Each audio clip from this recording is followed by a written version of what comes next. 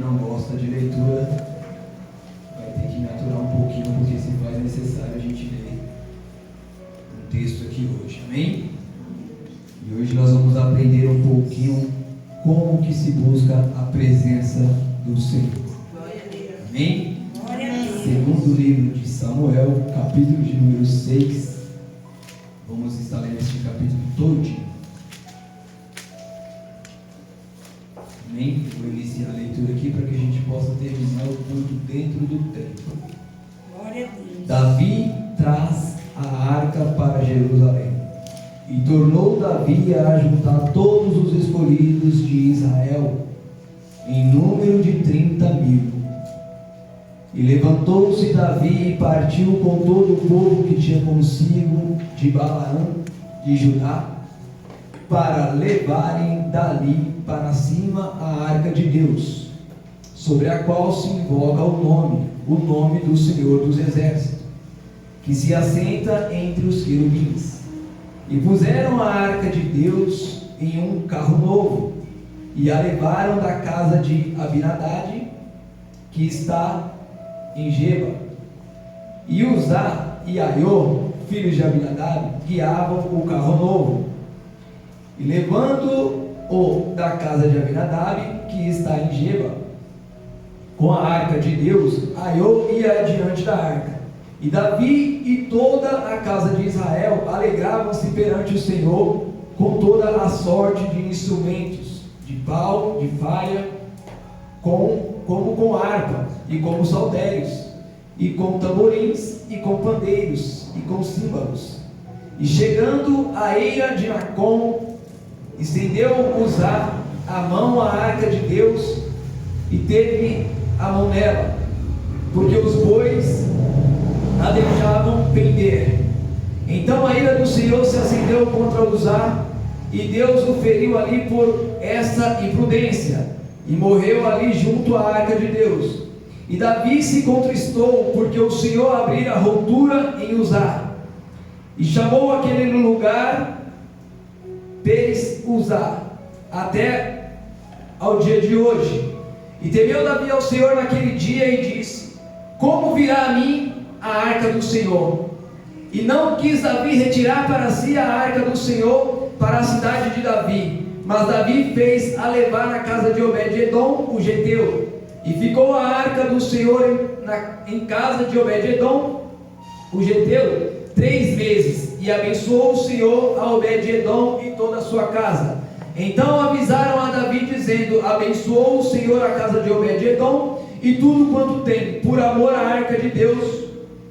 Foi, pois, Davi e trouxe a arca de Deus para cima da casa de Obed-edom, a cidade de Davi, com alegria. E sucedeu que, quando os levavam a arca do Senhor, tinham dado 6 passos, sacrificavam bois e carneiros cevados. E Davi saltava com todas as suas forças diante do Senhor, e estava Davi cingido de um éfode de linho.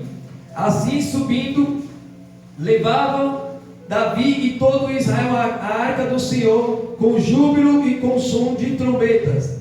E sucedeu que, entrando a arca do Senhor na cidade de Mical, a filha de Saul, estava olhando pela janela, e vendo o rei Davi, que ia bailando e saltando diante do Senhor, o desprezou no seu coração. Introduzindo a arca do Senhor, a puseram no seu lugar, na tenda que Davi lhe armara. E ofereceu Davi holocaustos e ofertas pacíficas perante o Senhor. E acabando Davi de oferecer holocaustos e ofertas pacíficas, abençoou o povo em nome do Senhor dos Exércitos, e repartiu a todo o povo e a toda a multidão de Israel, desde os homens até as mulheres, a cada um bolo de pão, e um bom pedaço de carne, e um frasco de vinho. Então foi-se todo o povo, cada um para a sua casa. E voltando Davi para abençoar a casa de Mical, a filha de Saul, saiu a encontrar-se com Davi e disse: quão honrado foi o rei de Israel, descobrindo-se hoje os olhos das servas de seus servos, como sem pejo se descobre qualquer dos vadios. Disse, porém, Davi a Mical: perante o Senhor que me escolheu a mim antes do que a teu pai e a toda a sua casa, mandando-me que fosse chefe sobre o povo de Israel, sobre Israel perante o Senhor me tenho alegrado, e ainda mais do que isto, me envelhecerei e me humilharei aos meus olhos, e das servas de quem falaste, delas serei honrado. E Mical, a filha de Saul, não teve filhos até o dia da sua morte. Amém? Amém. Amados, essa passagem fala que o povo de Israel perdeu a arca do Senhor, perdeu a presença do Senhor, e a presença do Senhor chegou a estar no meio dos filisteus e causou apavoro, causou ali, vamos dizer assim, o povo não estava acostumado com aquela presença, e aí eles resolvem trazer de volta a arca para Israel. Só que a arca, para chegar até Israel, ela precisava que alguém fosse a buscar, porque o povo também não poderia entrar em Israel, porque era um povo inimigo. E eu acho interessante que nós começamos o texto lendo que Davi tornou-se a juntar todos os escolhidos para buscar a presença do Senhor. Olha que interessante, nesta noite Deus te escolheu para estar aqui neste lugar, para buscar a presença dele. Talvez você não entenda porque outros não estiveram aqui. Sabe por que não estiveram? Porque Deus escolheu você. Só que o interessante é que quando Deus nos escolhe, Deus nos ajunta, é para buscar a presença dele. Lugar na igreja não é lugar para a gente ficar conversando. Lugar na igreja é para a gente buscar a presença do Senhor. Lugar na igreja, meu irmão, nós nos reunimos para buscar a presença do Senhor. Me dói muito quando nós estamos na igreja e nós vemos pessoas conversando no meio do culto, porque o culto não é lugar para conversar, o culto é lugar para nós buscarmos a presença do Senhor. E a Bíblia está dizendo aqui que Davi escolheu 30.000 homens para buscar a presença do Senhor. Olha que interessante, tantas pessoas no mundo, Deus escolheu você para buscar a presença dele. Tantas pessoas melhores do que eu e você, mas Deus escolheu eu e você para estar aqui nessa noite, para buscar a presença dele. Só que eu acho interessante nisso, os escolhidos se ajuntam para buscar a presença de Deus. O propósito daquele povo ali era um só, era buscar a presença de Deus. Quando nós viemos à igreja, nós não viemos para olhar se o irmão está bonito ou se está feio, se o cabelo dela está na chapinha ou não está na chapinha, se ela está com o cabelo alisado ou não está alisado. E vivemos um evangelho para as pessoas estão vindo para a igreja, pastor, como se fosse um entretenimento. Eu quero saber quem foi lá hoje. Meu irmão, você não tem que vir na igreja para ver quem foi lá hoje. Você tem que vir na intenção de eu vou buscar a presença do Senhor. Você tem que vir na intenção de falar assim, ó, eu vou buscar a presença do Senhor, independente de quem vai estar lá. Tem pessoas que acham que Deus só se faz presente neste lugar no culto de domingo, porque Ele só quer vir domingo. Só que a Bíblia fala que aonde estiver 2 ou 3 reunidos no meu nome, ali eu se faço presente. Então mesmo Deus que está aqui no domingo, Ele está na quarta. Sabe por que Ele está na quarta? Porque é mais de 2 ou 3 reunidos no nome dEle. E olha que interessante, no versículo de número 3 diz assim: e puseram a arca de Deus em um carro novo. Hoje nós vivemos o evangelho de novos métodos de buscar a presença do Senhor. Hoje igrejas querem pintar paredes porque é um novo método de chamar alguém para buscar a presença do Senhor. Hoje igrejas querem trocar um púlpito e colocar um latão porque é um método de chamar as pessoas para buscarem a presença do Senhor. E esse povo aqui não foi diferente. Deus já tinha escrito para lá para Moisés como que Deus queria que a presença, que a arca fosse levada. Mas esse povo chegou e falou, não, vamos buscar de um novo jeito. Hoje nós vamos buscar de um jeito diferente. Meu irmão, o nosso Deus, Ele é o mesmo ontem, hoje e eternamente. O nosso Deus não muda. Os métodos de buscar a presença do Senhor não mudam. Ainda continua sendo Bíblia, oração, jejum e consagração. Só que a gente estamos vivendo um século da onde queremos tudo fácil. Queremos tudo fácil. Não queremos nos sacrificar. Não queremos nos desgastar. Queremos tudo fácil. Se estamos com um problema, nós não queremos orar. Queremos que alguém ore por nós. Se estamos passando por alguma dificuldade, não queremos resolver. queremos que alguém resolva por nós. E aí vamos aprender alguma coisa aqui. Olha o que diz: não é porque somos os escolhidos que vamos buscar a presença de Deus de qualquer jeito. Não é porque somos os escolhidos que vamos buscar a presença de Deus de qualquer jeito. Porque nós estamos pensando que Deus me escolheu, então eu posso fazer do jeito que eu quiser. Deus me escolheu para estar na frente do grupo de louvor, eu vou fazer do jeito que eu quero. Deus me escolheu para estar na frente dos homens, eu vou fazer do jeito que eu quero. Deus me escolheu para estar na frente das mulheres, eu vou fazer do jeito que eu quero. Não, não, meu irmão. Deus tem um caminho, Deus tem uma instrução, e a instrução de Deus ainda continua sendo a sua palavra. Glória a Deus. Não queira nada novo, meu irmão, que estiver fora da palavra. Se está fora da palavra, não aceite. Aleluia. Porque olha o que aconteceu com aquele povo por aceitar algo que não estava na direção de Deus. Olha como que era para buscar a presença de Deus. Êxodo capítulo de número 25, versículo de número 12 ao 14. Por favor, Tiago. Aleluia.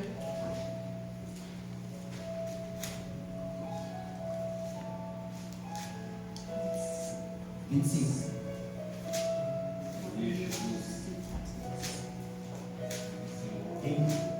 25, 12. E fundirá para ela 4 argolas de ouro, e porás nos 4 cantos dela 2 argolas de um lado e 2 de outro, e 2 argolas no outro lado. E fará varas de madeira de acácia, e as cobrirá com ouro. E colocarás as varas nas argolas aos lados da arca, para se levar com elas a arca. E fará, as varas estarão nas argolas da arca, não se tirarão dela. Depois porá a arca o testemunho que te darei. Também farás um precipitário de ouro puro. Amém?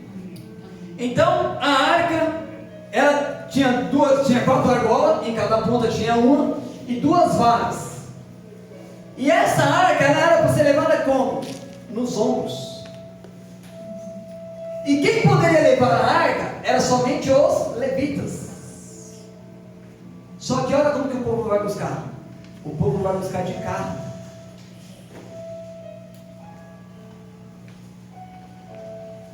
Nós que temos carros agora, vamos falar para a gente que tem carro. Se nós perdermos o carro, a gente para de buscar Deus. Pastor, não deu para mim ir para a igreja não, porque meu carro. A verdade é essa, meu irmão. Mas quando nós não tínhamos carro, a gente vinha de guarda-chuva. E nada impedia. Aí hoje, porque tem um carro, não posso ir porque o carro está na reserva, pastor. Não deu para chegar. E nós começamos a colocar empecilhos para buscar a presença do Senhor. E este povo aqui começou a colocar empecilho. Não, no braço não dá não. No braço é aquele povo antigo que buscava. Hoje nós vamos com os bois. Nós vamos nos carros de bois. E a Bíblia diz que eles pegaram um carro novo. Olha que interessante. Parece até legal, né? Olha que boa intenção. Vamos buscar de carro novo. Só que a Bíblia diz assim, ó, no versículo de número 6, a Bíblia diz que quando eles colocam a arca do Senhor em cima daquele carro de boi, daquela carruagem, os bois estão andando, só que as ruas ali não eram ruas asfaltadas, era de terra naquela época, então havia muitos buracos, e o boi começa a andar e a carruagem começa a balançar. E a Bíblia diz que quando a arca do Senhor vai cair, Uzá vai lá e põe a sua mão para que a arca não caia. Eu acredito que qualquer um de nós que estivéssemos lá faríamos o mesmo. Amém ou não amém? Sim. Faríamos o mesmo. Só que olha só que interessante. Uma boa intenção uma boa intenção, sem a ordem do Senhor, pode causar morte. Uma boa intenção, entre aspas, sem a ordenança do Senhor, pode causar morte. A Bíblia diz que quando Uzá põe a mão sobre a arca para que ela não caísse, o Senhor o feriu, o Senhor o matou na mesma hora.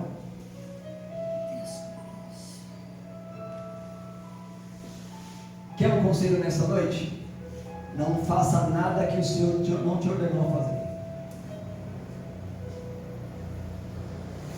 Tem pessoas que estão passando por um processo, e aí eu e você queremos ir lá e resolver o que Deus falou que não era para nós resolver. É Deus tratando com ela, e eu e você queremos ir lá para a mão. Cuidado, porque aquilo que Deus está tratando com ela pode passar para você e para mim. Eu estava ouvindo um testemunho esses dias de um pastor aqui. Ele disse que uma irmã chegou para ele e falou: pastor, estou passando por uma situação assim, assim, assim, assim. E ele falou: irmãos, eu fiquei sem saída, porque eu prego que nós temos que ajudar, o Evangelho prega que nós temos que ajudar. E quando essa irmã falou essa situação para mim, eu fui ajudar ela, mas primeiro eu fui orar. E o Senhor falou para mim: não põe a mão, eu estou tratando com ela. Mas quando ele terminou de orar, ele falou: mas eu não posso deixar essa mulher do jeito que ela está. Ele foi lá e ajudou ela. Deus tinha falado para ele não ir, ele foi e ajudou. O vento que estava soprando sobre a vida dela passou para ele. Você sabe por quê, irmãos? É que a gente quer ser muito bonzinho, e o Deus que nós servemos não é bonzinho. O nosso Deus, ele é um Deus justo. O Deus que você serve não é um Deus bonzinho, ele é um Deus justo. Ele é tão justo que ele diz assim: ó, eu repreendo aquele que eu amo. Então nós precisamos entender que tem pessoas que estão passando por situações que é Deus tratando ela, e é ela e Deus. Não queira você ser bonzinho, porque você vai acatar coisas que não é para você. Amém? Amém. Então, Uzá foi querer ser bonzinho, querer ter uma boa intenção, mas boa intenção sem a direção e sem a ordenança do Senhor pode causar morte. Amém? Amém. Por que hoje tem muitas pessoas que estão fora da igreja? Pessoas que foram até consagradas ou ungidas a pastores, a diáconos. Por quê? Foi ungida pelo homem. E naquela emoção de: eu vou ser ungido a pastor, eu vou ser ungido a diácono, eu vou ser ungido a levita, eu vou ser ungido isso. Hoje não se encontra mais. Sabe o que causou? A morte espiritual. Porque não era aquilo que Deus tinha para ele. Quando Deus tem um propósito na minha e na sua vida, meu irmão, Ele vai usar o pastor, porque é a liderança. Estamos debaixo da liderança dele, mas Deus também vai confirmar no teu coração. Deus não vai falar somente com o pastor e não vai falar com você. Porque que Deus é esse? Que ele tem acepção de pessoas. Porque a Bíblia diz que o véu ele foi rasgado e nós temos livre acesso. Amém? Amém. E olha o que diz em Provérbios de número 14, versículo de número 12. Por favor, Tiago. Olha o que uma boa intenção pode fazer conosco. Há um caminho, ou na sua Bíblia pode ter: há caminho que ao homem parece perfeito ou direito, mas o seu final é caminho de morte. Nem tudo que eu e você olhamos e pensamos que é correto fazer, diante de Deus é correto. Porque a Bíblia está sendo bem clara: há caminho que ao homem parece, nem tudo que parece é. Tem uma frase que diz assim: nem tudo que brilha é ouro. Então nem tudo que parece certo é certo. Não é porque está dando certo que é certo. Está entendendo? Não é porque está dando certo que é o certo. Porque tem muita coisa que está dando certo que é errado. E é como eu costumo dizer, é igual uma fatura. É igual uma compra no cartão de crédito. Está fazendo, mas uma hora vai chegar. E quando chegar, não adianta se assustar. Mas eu passei, eu nem lembro que eu passei o cartão nessa loja. Não lembra, né? Mas você passou, porque veio a conta. Aquilo que nós estamos fazendo hoje, achando que é certo, porque a Bíblia diz que parece ser certo, não é certo. Amém? Amém. Não queira fazer aquilo que Deus não te ordenou a fazer. Versículos de número 9 e 10. Diz assim: E temeu Davi ao Senhor naquele dia e disse: Como virá a minha arca do Senhor? E não quis Davi retirar para si a arca do Senhor para a cidade de Davi, mas a fez levar à casa de Obed-edom, o geteu. Aleluia, Jesus.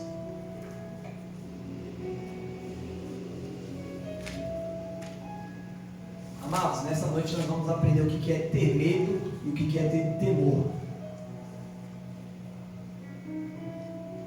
Medo é consequência daquilo que nós sabemos que nós fizemos de errado.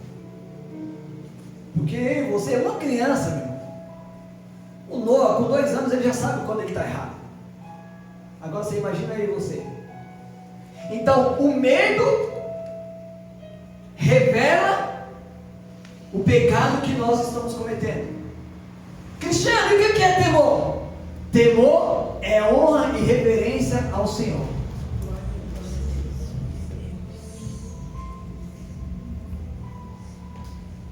O medo faz com que deixamos a presença de Deus. Temor faz com que honramos e respeitamos a Deus. Davi, neste momento, ele teve medo, porque ele sabia do pecado que ele tinha cometido. Porque ele era a liderança. Ele sabia que aquilo que o povo estava fazendo estava errado, mas em nenhum momento ele se colocou contra. E a pior coisa, meu irmão, é quando eu e você sabemos que as coisas estão erradas e nós não se posicionamos. Então, Deus, ele quer de mim e de você posicionamento. Se está errado, se posiciona, meu irmão. Porque se você está vendo a coisa errada e você se cala, você já está sendo o quê? Omisso, conveniente. Está vendo que as coisas estão erradas e está calado? Ou está vendo que as coisas estão erradas e está fazendo montinho? Não, meu irmão, se posiciona. Está errado na igreja, se posiciona. Quem está errado é o pastor, não porque ele é o pastor, não, meu irmão. Se ele estiver errado, se posiciona. O pastor está errado. É o Cristiano que está errado. Cristiano, você está errado, meu irmão. Não queira saber o que eu vou achar. Está errado e já era, meu irmão. É Bíblia, é palavra. Só que Davi, não, deixa, ninguém está vendo. Você acha que Deus vai se preocupar com um carro? O problema é isso, amados, que nós achamos que Deus não se preocupa com nada. Deus, ele se preocupa tanto, meu irmão. Deus, ele se preocupa tanto que ele se preocupa até com detalhes. É que eu e você achamos que é pouca coisa. Mas são as raposinhas que fazem um grande destroço. São as raposinhas que acabam com tudo. Sabe quais são as raposinhas? É só isso aqui, não é nada. Não, mas é só isso aqui, é coisa mínima, Marcão. É coisa pouca. Só que é do pouco em pouco que nós vamos se afastando. Ninguém se afasta da presença do Senhor da noite por dia. Ninguém sai da igreja da noite por dia. E quando eu falo sair da igreja, meu irmão, não é sair daqui para congregar em outro lugar, não. Porque quando vai para outro lugar, louvado seja Deus. Agora quando sai daqui e vai para o mundão, meu irmão, aí você pensa, nossa, mas do nada saiu da igreja. Não foi do nada não, meu irmão. Não foi do nada não, foi a Bíblia diz que um abismo chama outro abismo. Então, temor faz com que honramos e respeitamos a presença do Senhor. E a Bíblia diz que o temor é um princípio da sabedoria. Quer ser sábio? Teme ao Senhor. Nós que somos pais, nós não queremos que nossos filhos tenham medo da gente.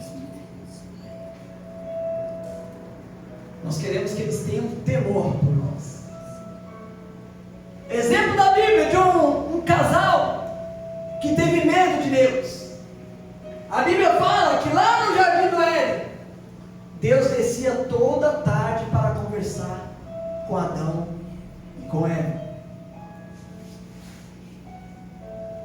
Mas uma certa vez, a Bíblia diz que quando o Senhor desceu para conversar com eles, o que eles estavam fazendo? Escondidos. E quem se esconde é por quê, irmão? É porque tem pecado. E o pecado faz com que eu tenha medo da consequência, porque eu sei que haverá uma consequência. E eles se esconderam porque eles sabiam que havia uma consequência, porque o Senhor já tinha falado para eles: deste fruto não comereis. Uma pessoa, quando ela está se escondendo, é porque ela está em pecado, é porque ela está errada. Quem dirige aqui sabe bem o que eu vou dizer. Nós estamos aqui no WhatsApp dirigindo, que seja, aí alguém entra e fala assim: está tendo uma blitz na Belmira Marinho. Se você está errado, meu irmão, você já começa a se tremer. Se você está com o documento atrasado, você fala: ixi, eu vou ter que cortar caminho. Se eu passar, os caras me pegam. Mas quando você está dentro da lei, você faz até questão que o polícia te para. Por quê? Você não está devendo nada, você não precisa se esconder. Enquanto Adão e Eva não tinham pecado, eles não faziam questão de se esconder. Mas quando eles pecaram, a primeira coisa que eles falaram é o quê? Vamos se esconder. Só que aqui vai algo para mim e para você. A gente se esconde do pastor, a gente se esconde um do outro. Eu consigo esconder o meu pecado de você, você consegue esconder o seu de mim, mas de Deus, meu irmão, não dá. Porque a Bíblia diz que os olhos dele são como chama de fogo. E detalhe, a Bíblia diz assim, que nada em oculto não será revelado. Enquanto Adão e Eva estavam escondidos, achando que ninguém estava vendo, o Senhor chega e fala assim: cadê vocês? Estamos aqui. Mas por que vocês estão com isso? É que a gente estava com vergonha. Não é vergonha, é que vocês achavam que estavam me enganando, achavam que eu não tinha visto. Como é que o filho vai ter vergonha do pai? É por causa da nudez? Não, é por causa do pecado. Os nossos filhos, quando eles mentem para nós, eles têm medo, porque eles sabem que vai ter uma consequência. E lá em casa o dilema é esse: aconteça o que acontecer, fale a verdade, porque se eu descobrir, aí é pior. E com Deus, amados, eu creio que não é diferente. Deus, Ele nos conhece mais do que nós mesmos. Para que eu e você querem enganar a Deus? Pelo contrário, nós estamos nos enganando. Eu e você nunca vamos conseguir enganar a Deus. E nem adianta eu e você chegar e falar: mas foi por causa disso, foi por causa disso. Não. Foi por causa de mim e de você. E achamos que colocarmos, vamos dizer assim, a desculpa em alguém vai minimizar o que Deus, a correção de Deus sobre nossas vidas. Não vai, meu irmão. Então, para nós finalizarmos, Davi teve medo porque ele sabia que aquilo que estava sendo feito estava errado. Quem tem medo também tem culpa. Porque quem não tem culpa, meu irmão, não tem medo. Eu costumo dizer que a verdade ela não precisa ser explicada nem ser justificada. A verdade não precisa ser explicada e nem ser justificada. A mentira sim. Quem está mentindo, ele vem cheio de justificativa. Ele vem cheio de explicações. Porque a mentira e o pecado, ele precisa ser justificado, ele precisa ser explicado. Mas a verdade não. Quando você fala a verdade, você não tem obrigação nenhuma de justificar para ninguém. Queira a pessoa acreditar ou não, você está falando a verdade. Agora, quando eu e você estamos mentindo, aí nós queremos dar um monte de volta, um monte disso e daquilo. E olha que interessante. Quando a presença do Senhor chega, ninguém queria a presença do Senhor. Aí houve um homem que fala assim: traz ela para minha casa. Obed-Edom recebe a presença do Senhor.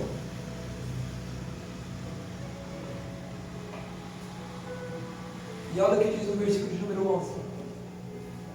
E ficou a arca do Senhor em casa de Obed-Edom, um geteu 3 meses. E abençoou o Senhor a Obed-Edom em toda a sua casa. E então avisaram a Davi, dizendo: abençoou o Senhor a casa de Obed-Edom e tudo quanto tem, por amor da arca de Deus. Foi, pois, Davi e a trouxe a arca para cima da casa de Obed-Edom, a cidade de Davi, com alegria. Olha que interessante. 3 meses, a presença do Senhor na casa de Obed-Edom, tudo que ele fazia dava certo. Tudo que ele fazia dava certo. Aí tem gente que não entende quando alguém, aonde põe as mãos, Adriano, dá certo. Mas não dá certo não é porque você é melhor ou o outro é pior, não. É por causa da presença do Senhor. Só que eu acho interessante que Obed-Edom não ficava tocando trombeta. Obed-Edom não ficava falando: eu sou o cara. A Bíblia diz que e falavam por ele. O que Deus tem para fazer na minha e na sua vida, eu e você não precisa falar. Deus vai fazer questão de que pessoas falem por nós. A Bíblia diz assim, ó. E ficou, então avisaram. Obed-Edom não precisou avisar. Tem coisas que Deus faz na minha e na sua vida que você não precisa falar. Deus vai fazer questão de levantar alguém para falar assim, ó: Deus está abençoando. Fabrício, fique em paz, viu? Fique em paz, meu irmão. O que Deus vai fazer na sua vida, você não vai precisar falar para ninguém. Pode ficar tranquilo, meu irmão. Pode ficar tranquilo. É que nós fazemos questão de querer falar. Não, Deus está fazendo. Porque o nosso coração arde mesmo. Lembra quando Jesus curou um homem e falou assim, ó: vai, ó, fica quieto. É um pedido que Jesus faz que é muito difícil. Imagina, Deus vira a sua vida da noite para o dia, como que você vai ficar quieto? Mas a palavra para nós nessa noite é: fique em paz. Alguém vai falar por você. Alguém vai chegar lá na empresa, lá em algum lugar, e vai falar assim, ó: tá diferente lá, hein? Tá diferente. Mas o mérito nunca vai ser meu nem seu. É sempre a presença.